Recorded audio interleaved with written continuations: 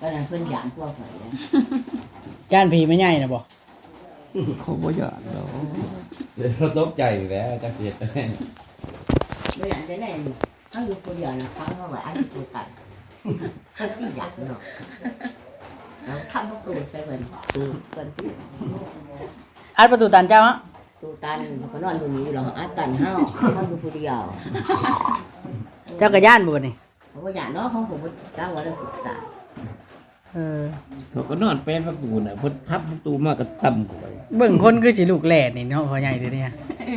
นี่เดี๋ยวเพิ่นทันวางฝาโปโปอยู่ อ้าวลูกชายแพงเพิ่นมาเพิ่นสองนี่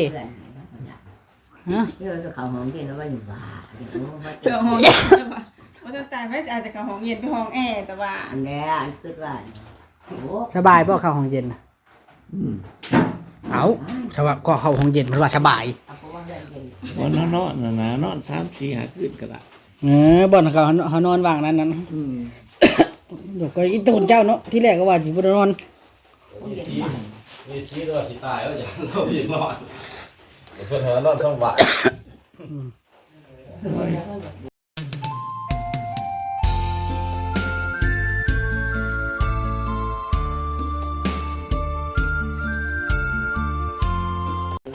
ก็บ่ทันได้มานอน2-3คืนก็ยังพอนอนอยู่นะ มีชีตัวอย่านอนช่องบ่าย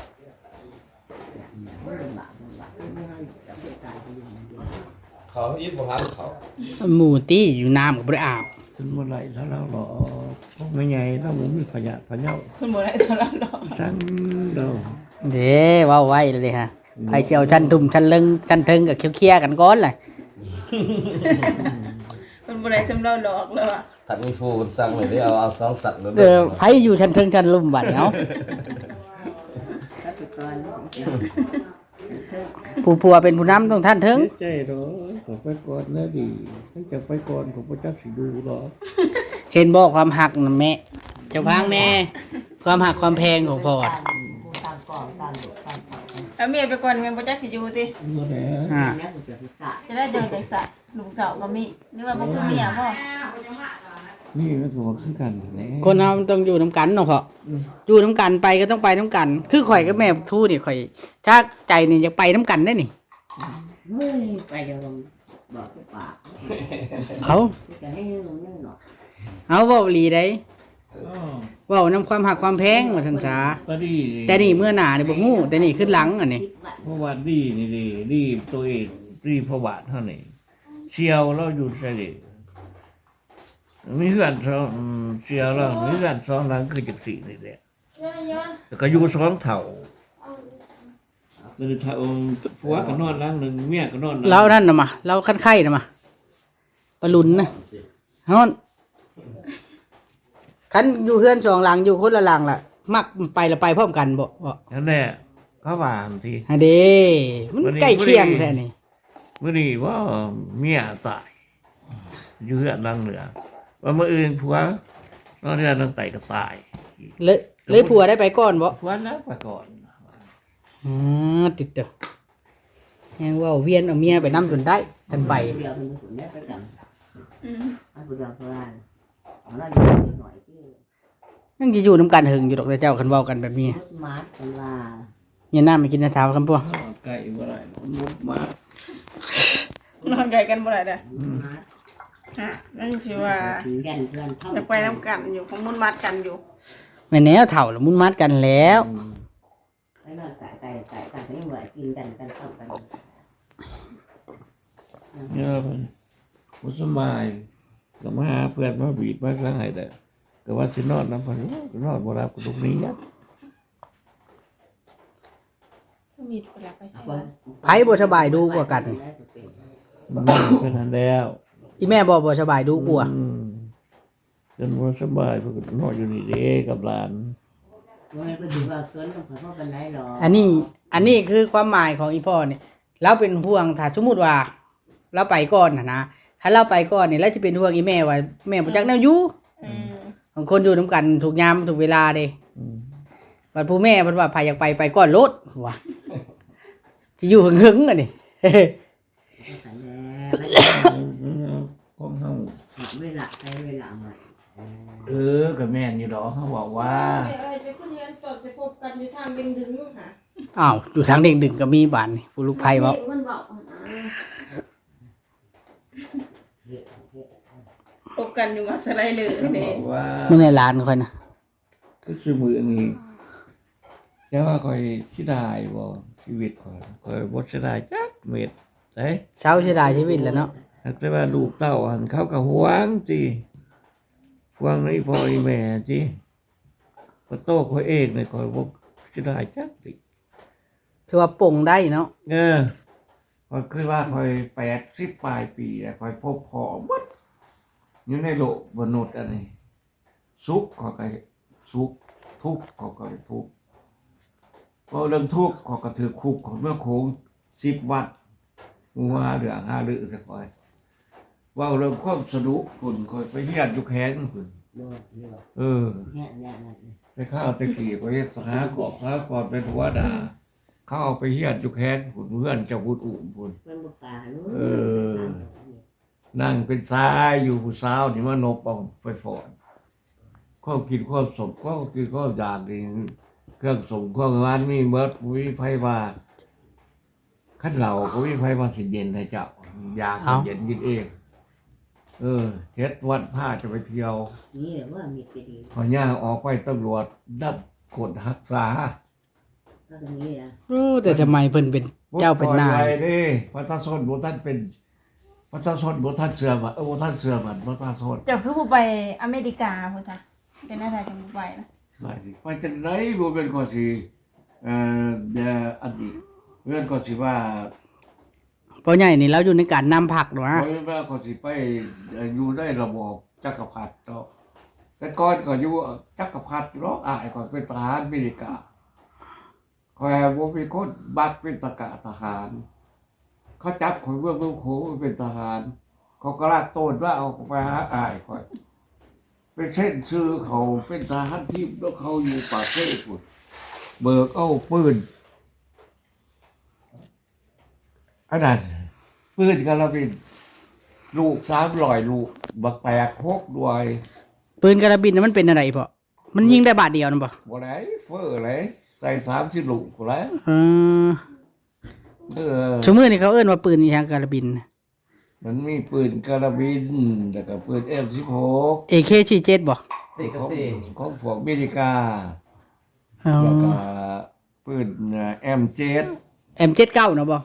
อันนี้ M79 หน่วยลูกมันหน่วยใหญ่ๆนะ ลูกมันเหลืองๆเกินกูว่าค่อยเสียก่อนนี่ อันนั้นน่ะเขาว่าปืนอีปุ้ย แม่นบ่ อีปุ้ยบอกอีปุ้ย อีปุ้ยแต่ก่อนน่ะลุงอยู่บ้านน่ะเราได้ถือแล้วเรายิงหลิดเลยอยู่ปุ้ยถึงเลยเสียงยิง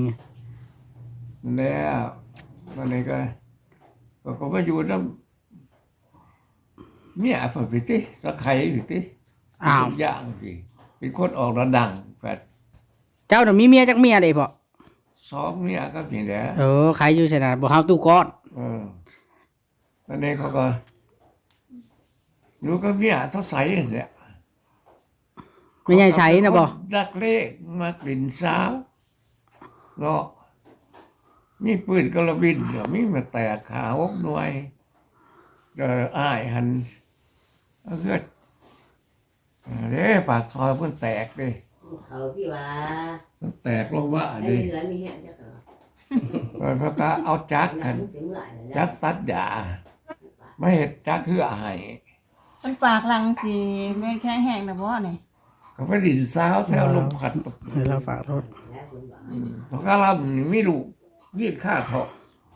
เขาก็ ฮอด ไป บ้าน เมีย เราเด้เดี๋ยวนี้ เขาก็ไปเอาเมียอยู่ลมพัด อยู่ลมพัด เออ เมียใช้อีกแล้ว เออ จักเมียอะไรเดี๋ยวนี้ ก็สามก็มาแล้ว อ้าวบ่ฟันว่ามีสอง หากเพิ่นบ่ได้อยู่ เอาเว้าอันสมมุติว่าเมียนี่เว้าเป็นลูกเป็นเมียซะว่าบ่อยู่เฮิงก็ตามแต่ว่าเป็นลูกเป็นเมียนี่จักคนแหละ คันว่าเป็นเมียก็มีแต่สามเหมือนแหละ โอ้ แต่มีสีได้สิหาย ที่ นะ ว่าเป็นอันนี้เอาหัวมันก้อนค้างกระจูแล้วมีงี้ คันว่าอันย่างกายชื่อนี่มันนับบ่ถ้วนบ่ ว่าตัวเด้อ ตู้ก้อนตัวนี่ จะเป็นตู้ก้อนกับตู้พายได้อนี่ เฮามีอะไรสิ แม่น ไล่เขาก็โม่ทิพย์เนี่ยทหารทิพย์โม่ โมงบ่ โม่สีเขียวต้นดาบไหล อยากได้โมงกันน้ำบ่เดี๋ยวนี้ ของเวรี แสดงว่าเจ้าบ่ได้มีโมงบ่เดี๋ยวนี้ขึ้นไปในเมืองชื่อมาให้นี่ ผู้ใดก็มาเบิ่งมาถามมัน มาเดี๋ยวพอดี ตากับบ่มืด ไฟสัญญาณยนต์ดิ ไฟยนต์น่ะบ่ ไฟสัญญาณยนต์นะผมทานทิพย์เด้ โอ้ไฟสัญญาณน่ะบ่ เฮาอยู่ไซเฮาสัญญาณเวลายนต์บ้าคือเฮาบีบสัญญาณบาปมันก็เห็นเฮา อ๋อ เฮาอยู่หันอยู่นี้ ผู้ใดนะพี่น้อง ซ้าย ซ ซ อก อย ก็หายแล้ว ซ้าย ผู้หญิง ซอย เพิ่นว่า ตัวนี้เด้อเนี่ยเนี่ย มันสิคับนี่ก็บาทดึง เจ้าชายคอนะมันบาทเท่าไรล่ะตอนเจ้านะ เงินครับมันไม่เป็นของใครแล้วของมีอะไร เออ เจ้าชื่อบาทเท่าไรเอาขอถามลีได้นี่ ตะกี้ลูกแพทย์เนาะมีแต่3,000ปลายเท่านั้น แต่มันไปบาทบ่ 3,000ถาดบาทหนึ่ง 3,500 บาท ต่อบาทเท่านั้นแหละ เออเดี๋ยวนี้มัน50,000ปลายได้50,500 แล้ว มันขึ้นได้ ถ้าแม่จันทีอยากใส่ก็ไปซื้อมาใส่โลพออยากใส่แล้วก็ขายดินเสามีเงินก็ขาย เอ ดินเสา อลิ้นเช้า ดินเสาด้วย คุ้มแล้วพอเท่าไอ้คุ้มแล้วข่อยยังบ่ได้ลิ้นเช้าจักเทื่อ อืม เกิดมาพ่อได้ลูกเช้าเจ้าแล้วข่อยก็เอา เขาบ่เอาแล้วกันผัวดินซาวนี่ ดูคอยผู้ชาย6 คน ลิ้นเช้าเบิดบ่ฮะ บ่อะไรคนจะคนหรอก ไม่ได้กินเหล้าเนาะ ถ้าลูกเคยได้เจ้านี่พื้นบ่นี่ เจ้าเนี่ยมันสิเข้ามาอีกมันก็จะบ่ทันรอด ก็ลูกเคยได้ดิสิพื้นบ่ได้เชื่อพอเท่าดิเนาะ ทันร อื อด ม บ่เขาบ่เอาแล้วแบบนั้น อันนี้ชาวน้ำบ่เอาพี่น้องเอ้ย ข่อยก้าวพื้นอยู่จูทานข่อยว่าจูทานข่อย ลิ้นแท้คอยหาแม่จันทีก็ไปรอดได้ผู้ชายอยู่ อันนี้ เขาไปบอกว่าไปสีอันนาพระแดงอันนานอนนกเขาอยู่แต่นอนกับตาเราตี คุยเราเองเนาะ เขาพี่บ่ายเราเหตุกบยาเราตีเขาตี แล้วเจ้าก็มีความภาคภูมิใจเลยเนาะ ก็กระโจยไป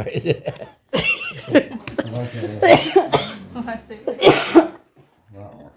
เราอันนั่นอหลีพี่น้องเนาะเรายังอันนั่นอยู่ถือว่าเราขันแห้งแล้วมันนี่นะถือว่าสบายใจแล้วเราได้เล่าพื้นความหลังความแต่สมัยจักรพรรดิ พาไปดูบาร์ผู้แพ้วเต้ แม่นสมัยวัยรุ่น เพื่อนเขาอยู่เพื่อนเพื่อนเขาก็อยู่ดี ข่อยนั่นเอาเว้าดีได้คันข่อยเฮ็ดบ่ได้ดิคันมีเมียแบบนี้แล้วคันสิไปลิ้นชาวเนี่ยเป็นมังนาวแตกปุ้มโลดได้ โอ้ย มันแบบว่าเป็นคือสิลงแดงสักเส้นโลดได้ข่อยอะเฮ็ดบ่ได้อีหลีพอเฒ่าเอ้ยคันสิไปลิ้นชาวคือเจ้าน่ะ อะไรก็ดีแล้วถูกเลย มันแบบว่าคือสิชักนี่นะคือกินยาพิษนี่ เช้านี่กระทุกกันแล้ว อันนี้ ทุกแล้วเมีย บ่แม่นแต่เมียแล้วตัวเองแล้วเบิดเทื่อละเป็นล้านเนาะ นี่จะเห็นบ่บักมันมากขึ้นเหมือนนั้นมาแอนเห็นบ่ โหแล้วมักคือกันบ่นั่นก็ได้ เห็นบ่มันมานั่งอยู่นี่ อืม เมียมันอีแหม่งกันจะเห็นบ่ แล้วมักคือกันบ่นั่นก็ โอ้ย ติดเจ้าใช่น่ะ คอยไปบอกร้านอีแบ่ง หลายเทื่อละ คอยไปบอกร้านอีแบ่งมันโคตรรถตกพอดีเพิ่นเอาว่าเห็นเบี้ยแต่ว่าโอ้ยร้านเอ้ยสักกะตาเด้อเจะอดเอาเด้อ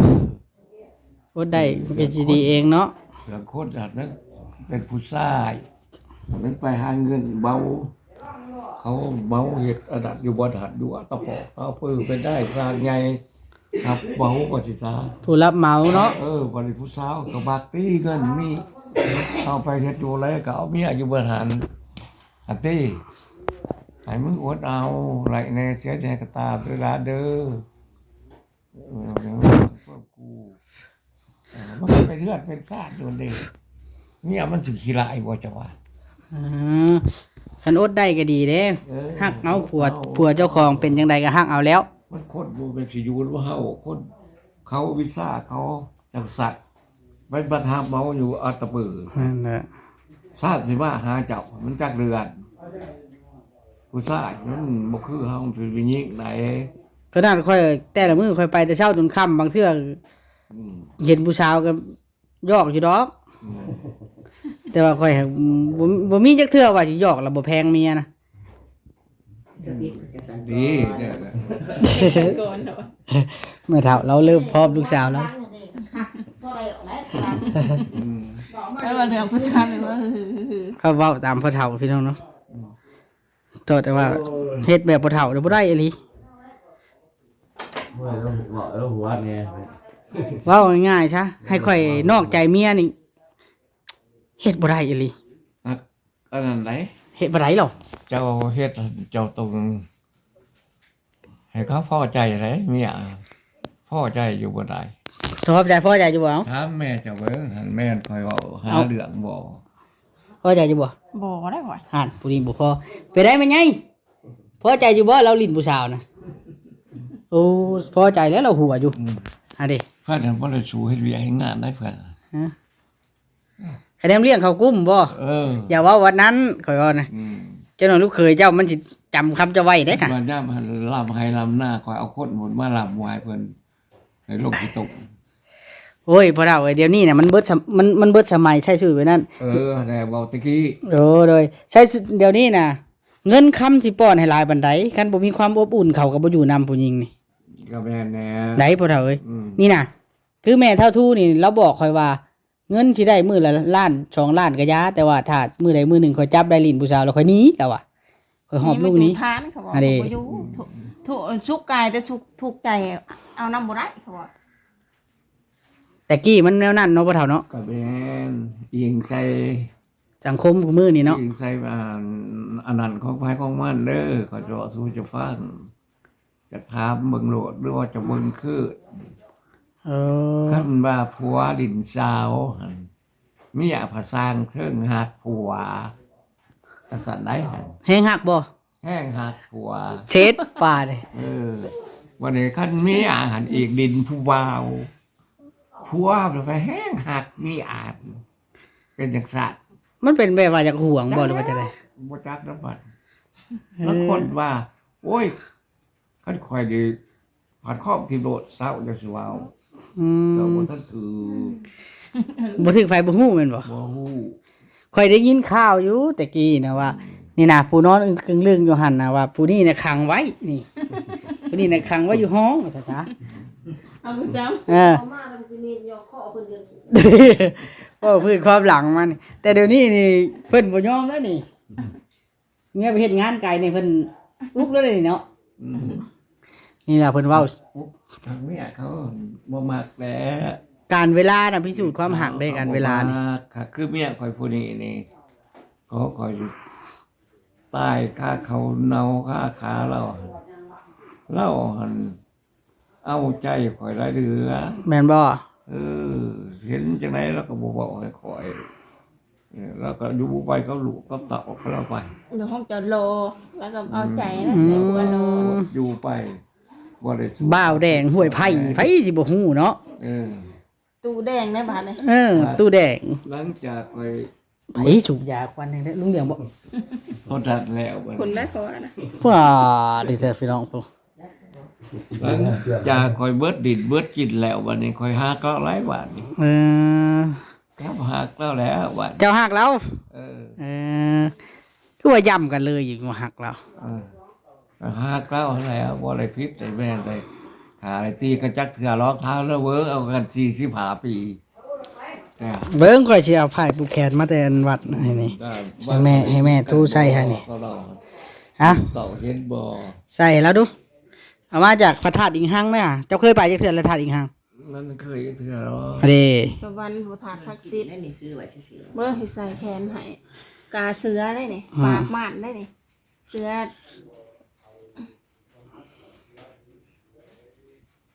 มีอันฮูบเสืออีกเนาะ มันหัดแหงพูดให้เนาะ ๆว่าที่ปากแหลมอื่นสิเงียบก็เงียบ โอ้เฮงไปว้าววันนั้น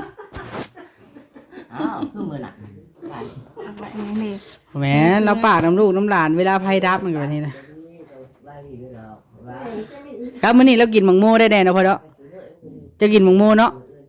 เริ่มเมื่อยแล้วเริ่มเมื่อยแล้วพักผ่อน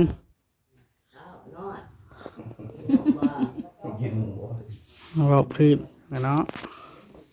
ถ้าเรากินเขา เสือแดง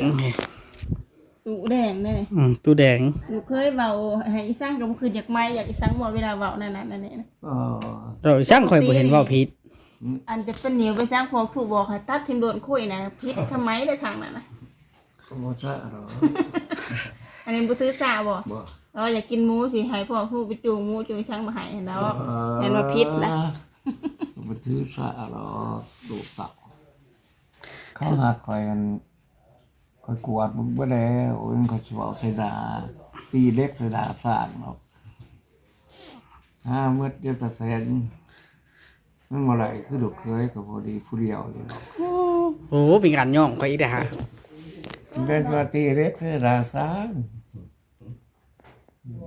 มันก็จับแขนต่อกันว่าเขาก็เบิ่งไหนล่ะ รุ่นแล้วว่ารุ่นแล้วผู้อยู่สปายทีนเนี่ยคือบ่เห็นหยองเนาะแล้วว่า สายตา ก็ไฟลูกไผ่ก็บอกเลยดิลูกไผ่ลูกไผ่ก็ หัว ห ค ก นนะ ไผ่กับอีรุ่นที่ถึงก็ว่าเลยดิมันดีที่ถึงเนี่ยทะเลนมันตกเป็นที่สูง พอไปทุบเทื่อที่อีกแล้ว